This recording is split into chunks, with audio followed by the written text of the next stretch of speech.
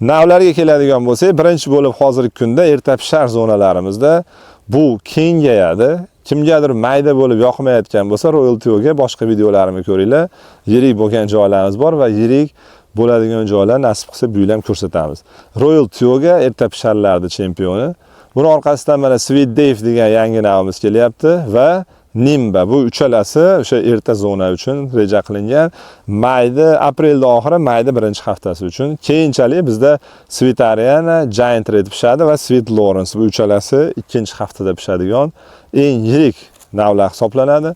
Bundan keyin yana masalan yangi kelyapti, hozir Brooks ham kelyapti. Brooks va Royal Bailey degan yangi navimiz chiqyapti va Sweet Valina, Stephanie, Sweet Saretta boshqa navlar bular 3-4 haftaga qarab ketadi. Undan keyin mana Lapins mayda oxiriga va Skina iyunda boshiga pishadi. Agar zonalarni to'g'ri topib joylashtirsak, Lapins Skinani eng serhosil, eng sifatli mevani olamiz. Issiq joylarda to'g'ri yetishtirish biroz qiyinroq, mayda bo'lib qolishi mumkin. Endi bitta narsani e'tibor beringlar. Nima uchun biz gilosda navlarga o'ta qattiq e'tibor beramiz?